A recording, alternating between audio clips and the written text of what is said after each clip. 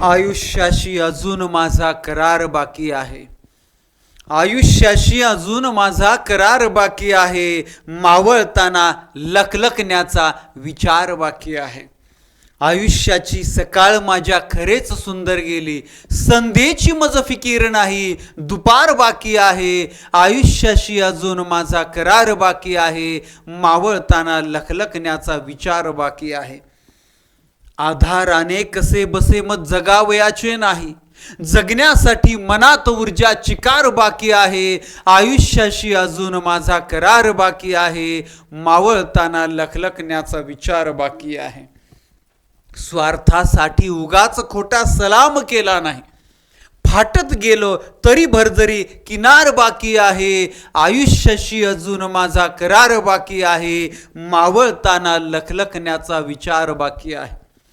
नमस्कार माझ्या प्रिय शिक्षक बंधू आणि भगिनींनो, मी प्राध्यापक मारुती विठ्ठल शेळके आपल्या सर्वांच्या लाडक्या व्यासपीठावर अर्थात शेळके मास्टरमाइंड अकॅडमीच्या या व्यासपीठावर सहर्ष असे स्वागत करीत आहे. बाल मानसशास्त्र व अध्यापन शास्त्र म्हणजे टीईटी असेल सीटीईटी असेल, या दोन्ही परीक्षांमधील अतिशय महत्त्वाचा विषय. आणि या विषयामधील सर्वात महत्त्वाचा घटक, सर्वात जास्त फसवणारा घटक कोणता, असा जर तुम्हाला कोणी प्रश्न विचारला तर त्याचं उत्तर असणारी अध्ययन उपपत्ती. खरं तर बऱ्याच जणांना उपपत्ती म्हटलं की डोक्यावरून जातो. ओ माय गॉड, आता काय करावा असं होतं. आणि मग या बालमानसशास्त्र व अध्यापन शास्त्रामध्ये अनेक प्रकारच्या उपपत्ती, अध्ययन उपपत्ती आहेत, बुद्धिमत्तेच्या उपपत्ती आहेत, अध्ययन संक्रमणाच्या उपपत्ती आहेत, वाढ व विकासाच्या उपपत्ती आहेत, अध्यापनाच्या उपपत्ती आहेत, अनेक उपपत्ती आहेत. आणि मग या उपपत्ती, त्यावर येणारे प्रश्न हे डोक्याला हँग करून जातात अनेकांचं असं मत आहे. मात्र तुम्हाला खात्रीने सांगतो, ज्यांनी आपला संपूर्ण कोर्स पाहिलेला आहे त्यांना अध्ययन उपपत्तीमध्ये पैकीच्या पैकी आउट ऑफ मार्क्स मिळायलाच पाहिजे, हे गॅरंटीनं खात्रीनं मी सांगतो. एक तर कोर्सच्या बाहेरचा प्रश्न नसतोच, पण नुसता प्रश्न येऊन उपयोग नाही, कन्सेप्ट क्लिअर असायला पाहिजे. अनेक जण पाठांतर करतात, पाठांतर नाही करायचे, कन्सेप्ट क्लिअर असायला पाहिजे. आणि ती कन्सेप्ट क्लिअर करून घेणं, त्याच्यानंतर मग लक्षात ठेवण्याच्या ट्रिक्स वापरणं, आणि त्याच्यानंतर ज्ञान, आकलन, उपयोजन, या तीन पैकी कुठल्याही प्रकारचा प्रश्न आला तरी तो अचूक सोडवता येणार. याच्यासाठी काही ट्रिक्स गरजेच्या असतात. आणि आज आपण याच अध्ययन उपपत्तीवर काही महत्त्वाचे, अवघड वाटणारे जे प्रश्न आहेत ते प्रश्न टॅकल करणार आहोत, सोडवणार आहोत. आणि ते कशी सोडवणार त्याची ट्रिक्स सुद्धा मी तुम्हाला सांगणार. म्हणून जॉईन होण्यापूर्वी पहिल्यांदा सर्वांना एकदा चॅनलने, नवीन असाल तर चॅनलला सबस्क्राईब करून ठेवा, लाईकच्या बटनवर क्लिक करा आणि लगेच सुरुवात करा. परीक्षेला जसे प्रश्न येत आहेत, परीक्षेचं हळूहळू जसं स्वरूप बदलत आहे, प्रश्नांचं जसं स्वरूप बदलत आहे, त्याच धर्तीवर, त्याच आधारावर आपण प्रश्नांचा सराव करत आहोत. आणि पाहूया, पाठांतर करायचं नाही या टॉपिकला, तर कन्सेप्ट समजून घ्यायची हे टायटल आहे. जूनच्या शेवटच्या आठवड्यात किंवा जुलैच्या पहिल्या आठवड्यामध्ये टीईटी जी होणार आहे त्या टीईटीसाठी आपण तयारी करत आहोत. आणि त्या टीईटीच्या तयारीसाठी टीईटी पेपर 1चे सर्व मार्गदर्शक वृद्ध आणि त्यांनी तयार केलेला संपूर्ण कोर्स तुमची वाट बघत आहे, ज्याच्यामध्ये तुम्हाला मराठी, इंग्लिश, हिंदी या तीनही लँग्वेज मिळणार आहेत. तुम्ही 3 पैकी 2 कुठल्याही निवडायचे. त्याचबरोबर बालमानसशास्त्र, अध्यापनशास्त्र, पेपर 1 मध्ये परिसर अभ्यासात इतिहास, भूगोल, नागरिकशास्त्र, अर्थशास्त्र, विज्ञान सर्व, त्याचबरोबर गणित, बुद्धिमत्ता, या सर्व विषयांचे रेकॉर्डेड कोर्स कंप्लीट करून ठेवलाय. दररोज लाईव्ह लेक्चर सुरू आहेत. टॉपिक वाईज शेकडो म्हणजे 400 पेक्षा जास्त टेस्ट सोडवायला आहेत. 500-150 मार्कांच्या टेस्ट आहेत. अशा प्रकारचा परिपूर्ण गॅरंटी, कारण गॅरंटी काय, 2007-8 सालापासून शिक्षक भरतीचे क्लासेस घेणारी महाराष्ट्रातली एकमेव अकॅडमी. मध्यंतरी शिक्षक भरतीमध्ये खंड पडला होता, परंतु आपली टीईटीची बॅच ही अखंड सुरू होती. 2013 पूर्वी डीएड सीईटीच्या बॅचेस चालू होत्या आणि 2013 नंतर टीईटीच्या बॅचेस, सीटीईटीच्या बॅचेस, अभियोग्यता परीक्षेच्या बॅचेस सुरू आहे. आणि म्हणून पेपर 1 ची ज्यांना तयारी करायची त्यांनी संपूर्ण पेपर 1, पेपर 2 संपूर्ण सामाजिक शास्त्र, त्याच्यामध्ये मग हिंदीचे गुंड सर फोटोत नाहीये, मराठीचे गीते सर आहेत आणि मग बाकीचे उरलेले होल अँड सोल विषय आपल्याकडे. No tension, don't worry, be happy. खात्रीनं पेपर पासच झाले पाहिजे. पेपर 2 गणित विज्ञान. मग इथं आता विज्ञानाचे बोटे सर, गणित बुद्धिमत्तेचे शिंदे सर आणि मग बाकी आम्ही दोघं तर आहोतच. आणि सर्व विषय recorded lecture, live lecture, topic wise test, total test, each and every one तुम्हाला याच्यामध्ये मिळेल. अशा रीतीचा कोर्स जॉईन करायचा असल्यास प्ले स्टोअरला जायचं, Shelke mastermind academy application download करायचं आणि तिथं शिक्षक भरती नावाच्या फोल्डरमध्ये हे सगळं तुम्हाला मिळून जाईल. पहिला प्रश्न पहा. बालमानसशास्त्र, अध्यापनशास्त्राचे असे मोठाले प्रश्न असतात. मग मोठाले आले म्हणजे अवघड असतात असं अजिबात नाही. फार त्यांचं काम आहे वेळ खाणं, बाकी अवघड अजिबात नाही. पण हा प्रश्न अनेकांना अवघड वाटेल. या पद्धतीचे प्रश्न जेव्हा जेव्हा येतात तेव्हा अनेकांचे चुकतात, मात्र तुमचे चुकले नाही पाहिजे. पहा काय प्रश्न आहे. पियाजे आणि वायगोत्स्की यांच्या सिद्धांतातील मुख्य फरक खालीलपैकी कोणत्या विधानातून स्पष्ट होतो असं आहे. पहिली गोष्ट आता तुम्हाला जीन पियाजे माहिती असायला पाहिजे, ज्यांनी बोधात्मक विकासाची उपपत्ती मांडली. पहिला मुद्दा. दुसऱ्या लेवलला, दुसऱ्या स्तरावर तुम्हाला वायगोत्स्कीची सामाजिक सांस्कृतिक अध्ययनाची जी उपपत्ती ती माहिती असायला पाहिजे. आणि मग या दोघांनी आपल्या अध्ययनाच्या उपपत्तीमध्ये कुठल्या घटकावर फोकस केलेला आहे, त्यांनी फोकस करत असताना दोघांमध्ये काय सिमिलॅरिटी आहे, काय फरक आहे हे तुम्हाला कळलं पाहिजे आणि मग या प्रश्नाचं उत्तर तुम्हाला देता येणार. बरं, आता एक कल्पना करू की तुम्ही जीन पियाजेची आपल्या कोर्समध्ये जी उपपत्तीचं लेक्चर आहे ते पाहिलं नाही, जी PDF पाठवली तेही वाचली नाही, वायगोत्स्कीची सुद्धा वाचली नाही, अशी कल्पना करून आता मला काहीच येत नाही तरी अचूक विचार करून, चुकीचे पर्याय कट पद्धतीचा वापर करून अचूक उत्तराकडे कसं जायचं हे आपण पाहूया. पियाजे आणि वायगोत्स्की यांच्या सिद्धांतामधील मुख्य फरक खालीलपैकी कोणत्या विधानातून स्पष्ट होतो. दोघातला फरक आहे. आता बघा, पहिलं विधान काय. दोन्ही शास्त्रज्ञ मानतात की बालक निष्क्रियपणे माहिती साठवते. पहिली गोष्ट पहा, इथं निष्क्रिय हा शब्दच निगेटिव्ह आहे. बरं, दुसरी गोष्ट या वाक्यातली अशी, दोन्हींमधला मुख्य फरक विचारला आणि इथं दोघं बी एकच गोष्ट सांगतात, म्हणजे फरक नाहीये या विधानामध्ये. म्हणजे अभ्यास नसला तरी 1 नंबरचा पर्याय आपल्याला कट करावा लागणार आहे, तिथं नाहीच. ओके, पहिला मुद्दा क्लिअर. आता 3 नंबरचा मुद्दा पहा. पियाजे सामाजिक संस्कृतीला जास्त महत्व. याच्यात फरक दिसतोय का? एकट्या पियाजेंचंच मत दिलेलं आहे, म्हणजे 3 नंबरचा पर्याय सुद्धा कट. बघा, काहीच अभ्यास नसताना फक्त आपल्या थिंकिंगवर आपण 2 पर्याय कट केलेत. आता 2च बाकी आहेत. आता या सी मधला तुम्हाला अजून एकदा सांगतो. आता माझ्या माहितीवर, म्हणजे आता अभ्यास झालाय या दृष्टिकोनातून तुम्हाला, की बा सामाजिक आणि सांस्कृतिक वातावरणाला महत्व पियाजे देत नाही तर हा वायगोत्स्की देतो. हा पहिला मुद्दा लक्षात ठेवायचा. आत्ताच्या पेपरला प्रश्न आला होता. ओके, म्हणजे हे जे 3 नंबरचं मत आहे ते वायगोत्स्कीचं आहे, फक्त इथं पियाजे टाकलाय, म्हणजे सी तर चुकीचं आहे. आता बी वाचूया आपण.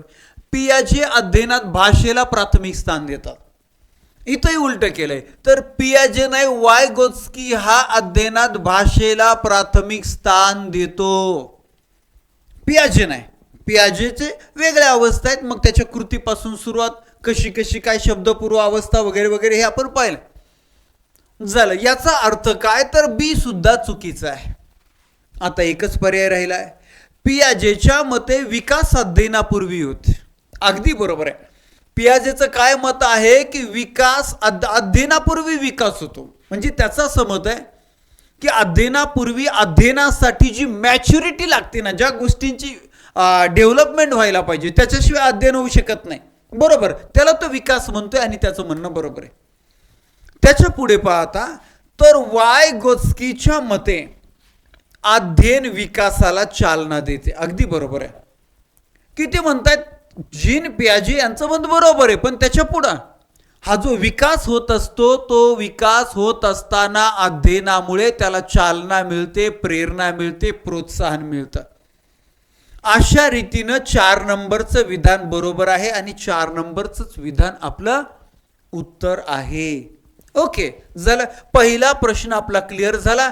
आणि तो येत नसला तरी मॅक्सिमम ऑप्शन कसे कट करायचे याचाही प्रयोग आपण पाहून त्यातले 2 पर्याय कट केले होते आणि मग 2 पर्यायापैकी अचूक उत्तर कसं हे सुद्धा आपण पाहिलं. त्यानंतर दुसरा प्रश्न पहा. एखादा विद्यार्थी गणिताची अवघड उदाहरणे सोडवताना स्वतःशीच मोठ्याने बोलतो. तुम्ही जीन पियाजेची बोधात्मक विकासाची उपपत्ती डिटेलमध्ये समजून घेतली तर हे तिथं तुम्हाला उदाहरण लक्षात येईल. त्याचबरोबर सेम अशाच पद्धतीनं सिस्टम वायगोत्स्कीनं पण सांगितलेलं आहे. आणि आता काय सांगतोय पहा, तर एखादा विद्यार्थी गणिताची अवघड उदाहरणे सोडवत असताना काय करतो, स्वतःची मोठ्याने बोलतोय. वायगोत्स्कीच्या मते हे खाजगी भाषण आहे. बरं, असू द्या. मग पियाजेने अशा वर्तनाला काय म्हटलंय असं दिलेलं आहे. तर पियाजेने अशा वर्तनाला काय म्हटलंय, पहिली गोष्ट बघा, इथं अतार्किक विचार असं आहे. तार्किक आणि अतार्किक. तार्किक म्हणजे कुठेतरी सत्य वाटावा असा आधार, परंतु असं तार्किक अतार्किक असं काही दिसत नाहीये, म्हणजे ब पर्याय आपल्याला कट करता येईल. आता अंतर्गत भाषण नाहीये, तो आत थोडी बोलतोय त्याच्याशी, तो मोठ्याने बोलतोय ना. मोठ्याने बोलतोय म्हणजे याला अंतर्गत भाषण म्हणत नसावेत. बघा, म्हणजे कट पर्याय कसे करायचे. आता तो स्वतःशीच बोलतोय, त्याला सोशल म्हणता येणार आहे का, सामाजिक म्हणता येणार आहे का, सामाजिक सुद्धा म्हणता येणार नाही. म्हणजे जरी तुम्ही जीन पियाजेची उपपत्ती डिटेलमध्ये समजून घेतलेली नसली तरी तुम्हाला यावर 4 पैकी 2 ते 3 पर्याय आरामात कट करता येतात. असं बऱ्याच वेळा सायकोलॉजीमध्ये होतं. म्हणून घाबरून जायचं नाही. अरे मी वाचलेलंच नाही, काय भाषा आहे, काय शब्द आहे कळे ना, तर तुम्ही थोडंसं समजून घ्या. आता 3 पर्याय. आता तुम्हाला मात्र हा पर्याय कळत नाहीये, ठीक आहे, हाच पर्याय उत्तर आहे, हेच उत्तर आहे. अहम केंद्रित भाषण. या अवस्थेमध्ये, या स्थितीमध्ये काय करतात मुलांना जग अवतीभोवती कोणी काही घेणं देणं नसतं. त्यांना असं वाटतं हे जग म्हणजे मला जे दिसतंय, मला जे कळतंय, मला जे वाटतंय तेच, माझ्या दृष्टिकोनातलं जग म्हणजे तेच. आणि मग त्याच्यामुळं मोठ्याने बोलले इतर कोणी ऐकतील असं काही त्यांना फिलिंग वाटत नसतं. अहम, ते त्यांच्यात गुंग असतात, अहम केंद्रित असतात. ऑप्शन नंबर 4, ज्याला वायगोत्स्की खाजगी भाषण म्हणतोय त्याला पियाजे अहम केंद्रित भाषण म्हणतात. लक्षात राहू द्या, 2 मुद्दे इथं आपल्याला शिकायला मिळतात. ओके, चला. अध्ययन उपपत्ती या टॉपिकवरचे महत्त्वाचे आणि अवघड वाटणारे प्रश्न आपण सोडवत आहोत. त्यातला 3रा प्रश्न तुमच्या समोर आहे. कोहलबर्गच्या नैतिक विकासाच्या उत्तर परंपरागत पोस्ट कन्व्हेन्शनल स्तरावर पोहोचण्यासाठी व्यक्तीकडे कोणती बोधात्मक क्षमता असणे अनिवार्य आहे.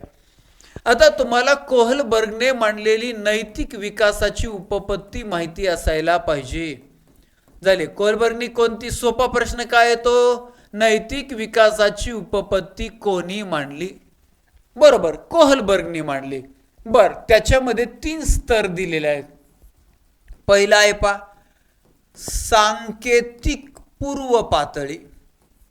सांकेतिक पूर्व पातळी हा झाला पहिला स्तर, पहिला टप्पा. त्याच्यानंतर दुसरा जो आहे सांकेतिक पातळी. सांकेतिक पातळी हा झाला दुसरा. आणि त्याच्यानंतर शेवटचा आणि तिसरा जो आहे सांकेतिके नंतरची पातळी. असे 3 स्तर आहेत. लक्षात राहू द्या. हे कधी कधी दुसरा स्तर येतो, पहिला स्तर येतो. बर, आता नुसते पहिला दुसरा स्तर विचारलेला. उत्तर परंपरागत. उत्तर परंपरागत म्हणजे सांकेतिकेनंतरची पातळी. याला म्हणतात पूर्व परंपरागत, याला म्हणतात परंपरागत आणि याला म्हणतात उत्तर परंपरागत. म्हणजे तेच आहे, थोडे वेगळे नाव आहेत. ओके, ठीक आहे. झालं. तर अशा रीतीनं परंपरागत असू द्या नाहीतर काय बी नाव असू द्या, आपल्याला ते कळलं पाहिजे. मग आता त्याच्या पुढे जायचं आपल्याला शेवटच्या स्तरावरच्या पातळीत बोधात्मक क्षमता कशी असायला पाहिजे, उच्च असायला पाहिजे. शेवटचं स्तर आहे ना, उच्च बोधात्मक क्षमता विकसित झालेली पाहिजे. मग उच्च बोधात्मक क्षमता विकसित होत असताना ज्या कोहलबर्गवर जीन पियाजेचा प्रभाव आहे त्या जीन पियाजेच्या अवस्था इथं दिल्यात. आणि मग इथं जीन पियाजेची ही लास्टची अवस्था आहे, ऑप्शन नंबर सी, औपचारिक क्रियात्मक विचार. औपचारिक क्रियात्मक विचार.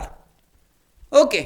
परंपरागत पूर्व पातळी, इथं काय परंपरागत पूर्व पातळी, परंपराची पातळी, असे नावं आहेत. पण नावं वेगळे वेगळे असू द्या, अर्थ त्याचा एकच निघतो. ऑप्शन नंबर 3 आहे बोधात्मक विकासाचा शेवटचा टप्पा जो जीन पियाजेने सांगितलेला आहे तो शेवटचा टप्पा. पुढचा प्रश्न बघा. जर एखाद्या बालकाला असे वाटते, काय वाटते, की नियम हे देवासारखे पवित्र आणि अपरिवर्तन, नियम नो चेंज, बदलत नाही, हे तसेच देवासारखे देवानेच पाठवलेले आहेत, तर त्याला नंतर कळत असतं की अरे नाही, हे नियम कायदा कानून हे सगळे माणसासाठी आहेत, समाजासाठी आहेत आणि ते लवचिक आहेत, ते बदलू शकतात. मात्र सुरुवातीच्या काळामध्ये त्याला असं वाटत असतं की नाही, हे नियम देवासारखे, no change, there is no change. मग तर पियाजेच्या मते बालक नैतिक विकासाच्या कोणत्या टप्प्यावर आहे असा प्रश्न आहे. तर त्याचं उत्तर आहे नैतिक वास्तववाद किंवा प्रायत्ता नैतिकता. ऑप्शन नंबर सी, पर्याय क्रमांक 3 आहे पहा. नैतिक वास्तववाद असंच त्याला म्हणतात. ओके झालं.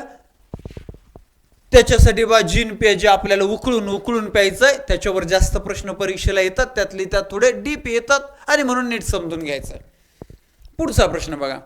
एखाद्या नवीन संकल्पनेचे अध्यापन करताना शिक्षक प्रथम सामान्य नियम सांगतो आणि नंतर उदाहरणे देतो. हे कोणत्या अध्ययन पद्धतीचे उदाहरण? तर पहा, अध्यापनाची काही सूत्रे आहेत, काही अध्यापन सूत्रे आहेत पहा. आणि हे अध्यापन सूत्रे तुम्हाला माहिती असायला पाहिजे. मग भरपूर आहेत, विशिष्टाकडून सामान्याकडे, सोप्याकडून कठीणाकडे, बरोबर आहे की नाही, उदाहरणाकडून नियमाकडे, नियमाकडून उदाहरणाकडे, असे अनेक आहेत, मूर्ताकडून अमूर्ताकडे. तर त्यामध्ये अशाच पद्धतीचं सूत्र इथं वरती दिलेलं आहे. काय दिलंय तर अगोदर काय, अगोदर सामान्य नियम, अगोदर सामान्य नियम सांगितला जातो आणि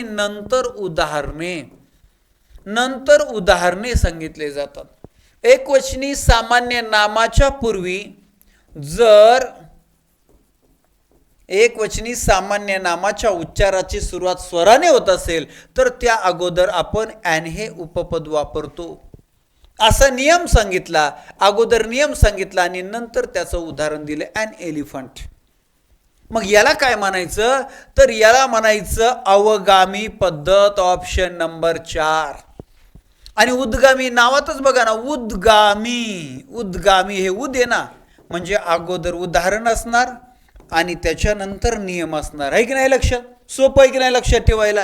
हे वरती अभिजात अभिसंधान उपपत्ती इवान पेट्रोविच पॅव्लोवची उपपत्ती, कुत्र्यावर प्रयोग केला रशियन शरीर विज्ञान शास्त्रज्ञ, त्याचं वेगळं आहे. ही प्रयत्न प्रमाद उपपत्ती थॉर्नडाईकने मांडलेली अध्ययनाची पहिली उपपत्ती आहे, त्याचा वेगळा मुद्दा आहे, मांजरावर प्रयोग केलेला आहे.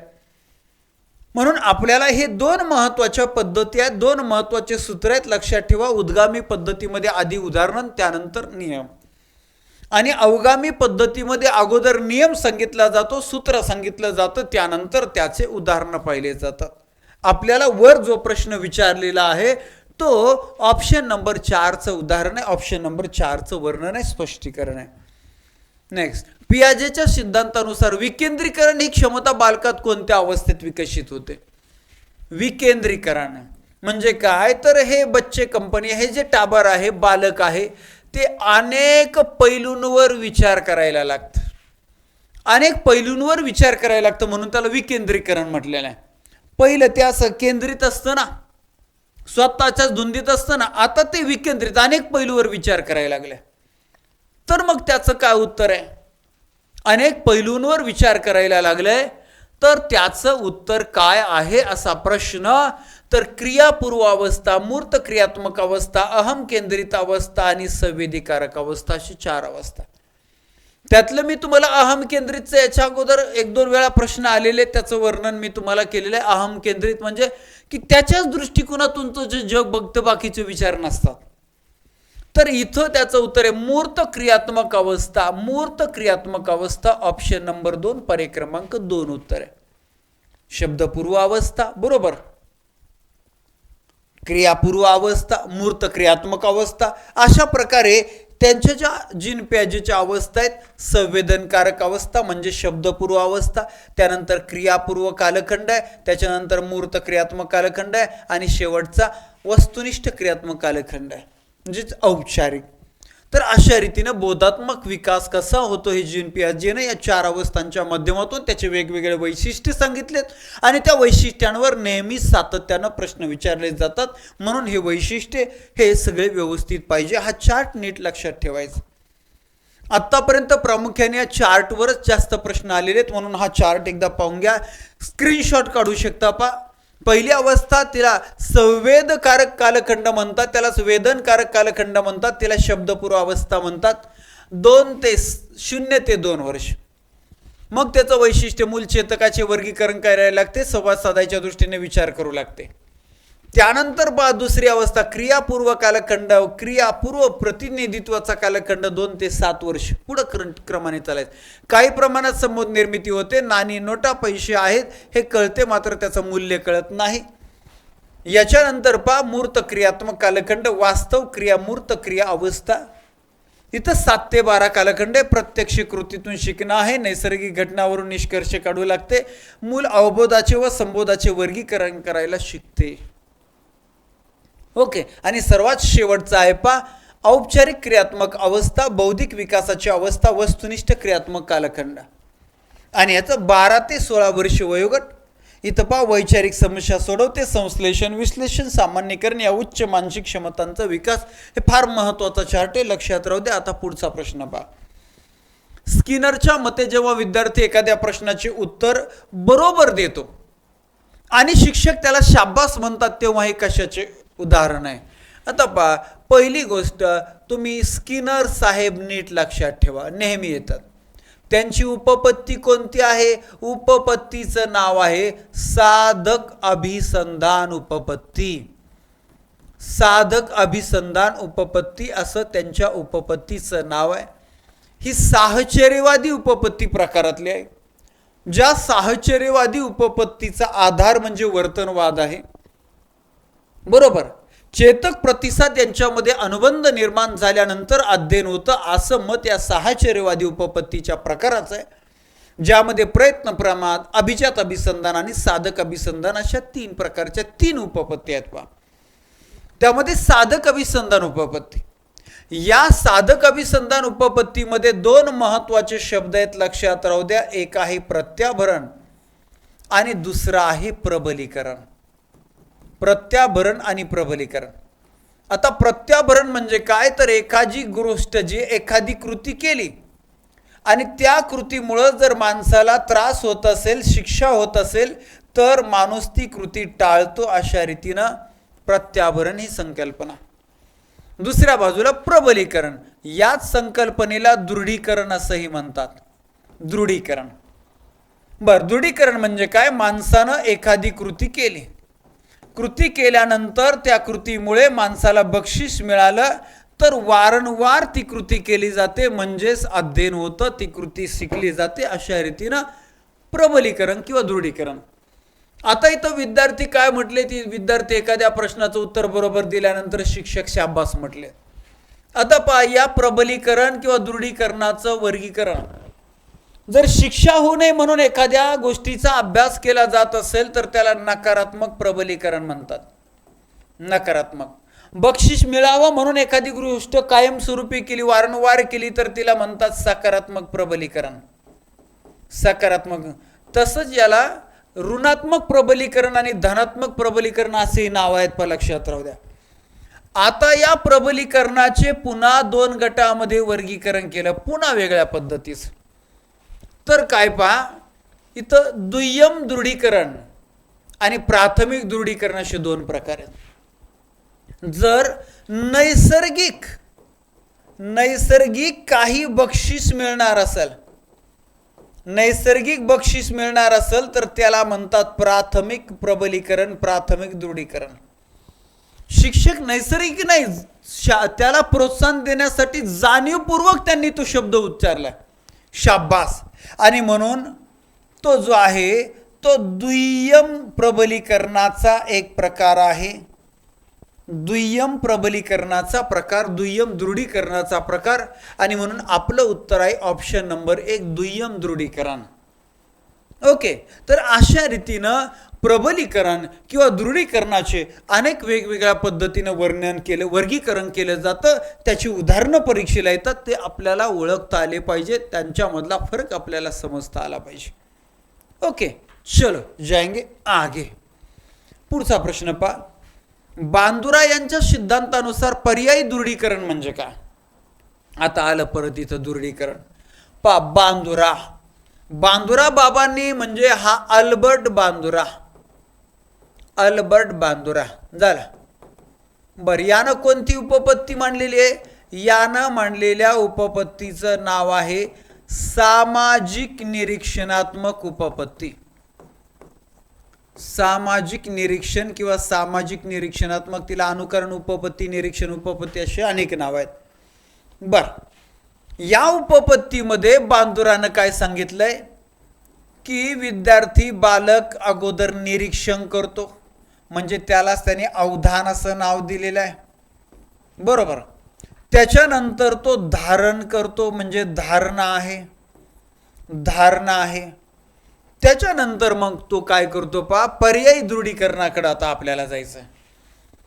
तर विद्यार्थी आदर्श वर्तनाचा शोध घेतो अवतीभोवती आपल्या, तो ज्या कुटुंबात राहतो, ज्या समाजात राहतो, गावात, शहरात, मित्रात, तो तिथं आदर्श वर्तनाचा शोध घेतो. त्याला तिथं नाही सापडलं तर कथा, कादंबऱ्या, पुस्तकं, चित्रपट, नाटकं यामध्ये तो शोधत असतो. आणि मग त्याला असं वाटलं, अरे रे, हे आदर्श वर्तन आहे गड्या, छान आहे, असं माणूस जगलं तर छान वाटन. मग त्याचं तो निरीक्षण म्हणजे तिकडे लक्ष देतो आणि ते धारण करतो, ते ग्रहण करतो. मग त्यानं त्याच्या पुढं काय आहे पा, पुनरुत्पादन. मग काय करतो की समोरचा जो आदर्श, ज्याचं वर्तन त्याला आदर्श वाटतंय, त्यानं ते वर्तन जे केलंय त्या वर्तनाचा त्याला प्रतिसाद कसा मिळतोय हे पाहतो.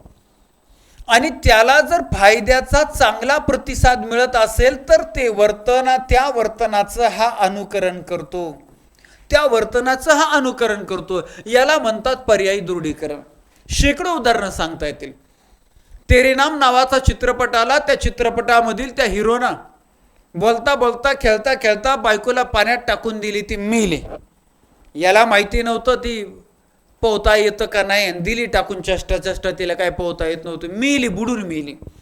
मग त्याला तुरुंगात टाकलं गेले. एक तर तिची बायको, म्हणजे ती बायको होती की नव्हती काय प्रेशी, आपल्याला अभ्यास कच्चा आहे थोडा, तुम्हाला जास्त माहिती. तुरुंगात तर गेला, पण तिच्या विरहानं देवदास झाला, एकदम बेकार परिस्थिती झाली, अवघड झालं सगळं. आणि मग तो तुरुंगात गेला, त्याच्या डोक्यावर परिणाम झाला, तो वेडा झाला, असे झिंजा वाढल्या, येड्यासारखं झालं. आणि त्यावेळेस त्याची जी हेअरस्टाईल झाली, अशी झिंजा वाढल्या होत्या, आणि ती हेअरस्टाईल झाली भारतातल्या तरुणांना लय आवडली, आदर्श वाटली. मग घेतली ना त्यांनी तेरी नाम स्टाईल. असे रस्त्याने बघता असे केस बाजूला, ओ माय गॉड, रस्ता चुकला, इकडे जायचं होतं. त्याच्यानंतर गजनी नावाचा चित्रपट आला. त्या चित्रपटामध्ये त्या विलननं त्या हिरोच्या डोक्यात काहीतरी लोखंडी रॉड बीड काहीतरी मारला, त्याची खून पडली. आपल्या येड्यांनी ती स्टाईल आणली, गजनी स्टाईल. इकडून एक दंड, इकडून एक वसारी, अरे अरे अरे अरे अरे. परंतु काही काळानंतर ती स्टाईल लोप पावली. कारण का, समाजाचा त्या स्टाईलला चांगला प्रतिसाद मिळाला नाही, म्हणून लोकांनी सोडून दिली, पर्यायी दृढीकरण झालं नाही. मग आता इथं आपल्याला अर्थ पाहायचा. केवळ माहिती लक्षात ठेवणे अजिबात नाही, सतत सराव करून सवय लावणे अजिबात नाही, दुसऱ्याला बक्षीस मिळताना पाहून स्वतः ते वर्तन करण्याची प्रेरणा, हा तर त्या वर्तनातून दुसऱ्याला बक्षीस मिळाले, लोक छान छान प्रतिसाद देत आहेत आणि म्हणून मग ते वर्तन आपण स्वीकारायचं, अशी प्रेरणा मिळणं, याला म्हणतात पर्यायी दृढीकरण. बघा, दृढीकरणाचे प्रबलीकरणाचे किती पर्याय, किती प्रकारचं, किती पद्धतीचं वर्गीकरण येते बघा. स्वतःला प्रत्यक्ष बक्षीस नाहीये, ते दुसऱ्याचं बक्षीस पाहिलंय आणि मग त्याचं वर्तन स्वीकारलंय. ऑप्शन नंबर सी, पर्याय क्रमांक 3 उत्तर. पुढे ब्रुनर म्हणजे कोण? Jerome Bruner. सर्पिल अभ्यासक्रम या संकल्पनेचा अध्यापनातील मुख्य उद्देश काय? आता तुम्हाला हाही टॉपिक मी शिकवलेला आहे आणि पुढे त्याच्यावरही प्रश्नोत्तर घेणारे अभ्यासक्रम, करिक्युलम.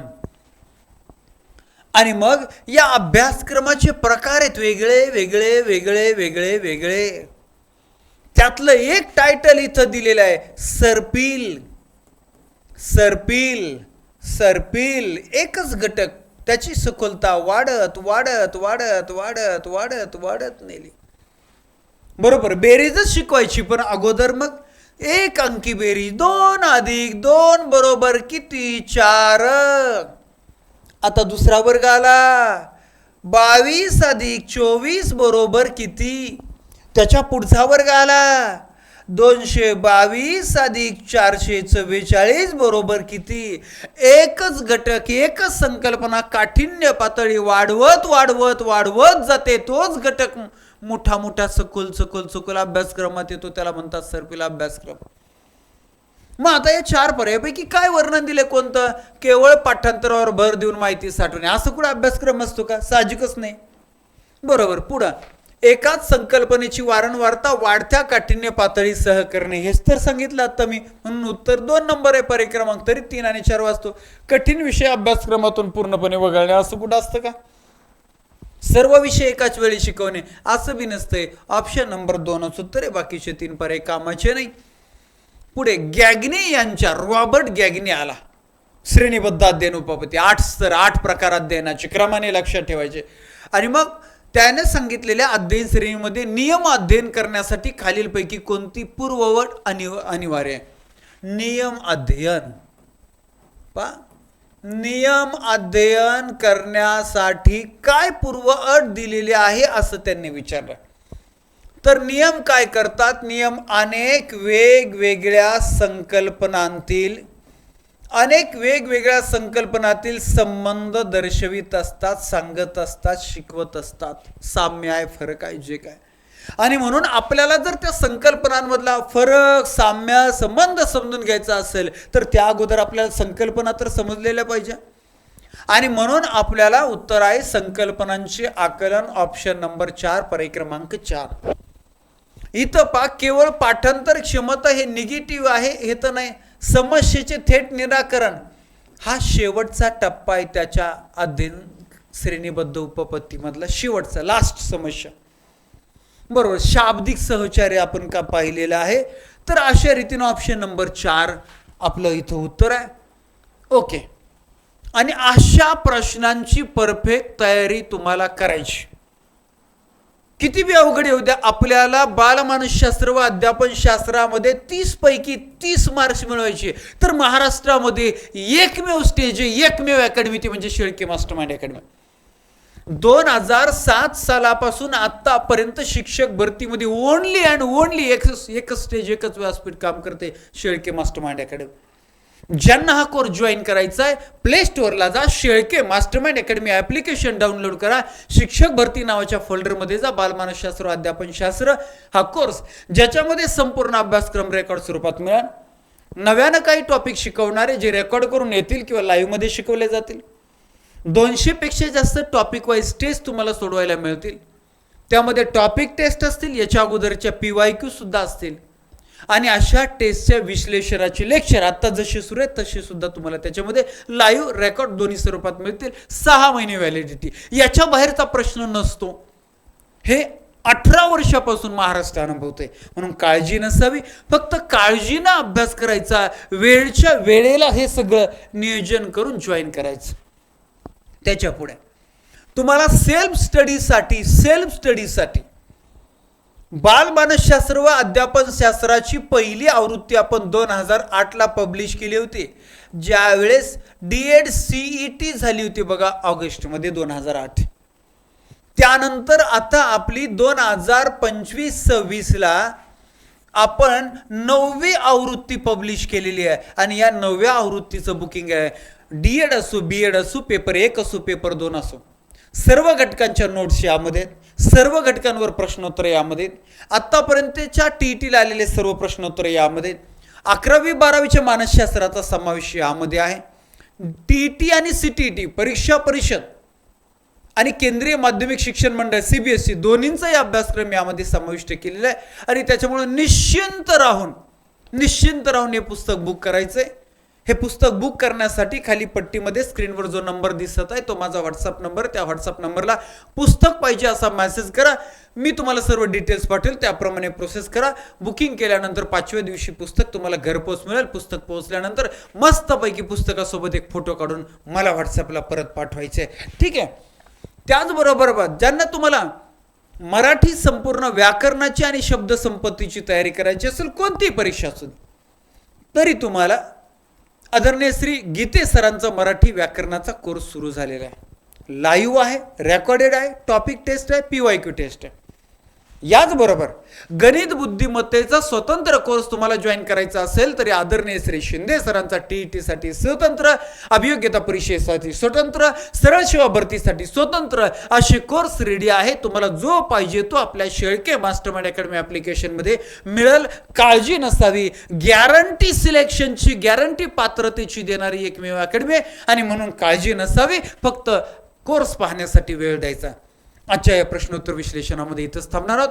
पुन्हा भेटणार आहोत आपण पुढील प्रश्नोत्तरामध्ये. जाता एक गोष्ट सर्वांनी लाईक करायचं, आपल्या शिक्षक बांधवांसाठी, भगिनींसाठी या लेक्चरची लिंक शेअर करायची. चॅनलला सबस्क्राईब केलेलं नसेल तर सबस्क्राईब करून ठेवायचं. आजच्या लेक्चरमध्ये इथंच थांबूया. धन्यवाद. थँक्यू. जय हिंद.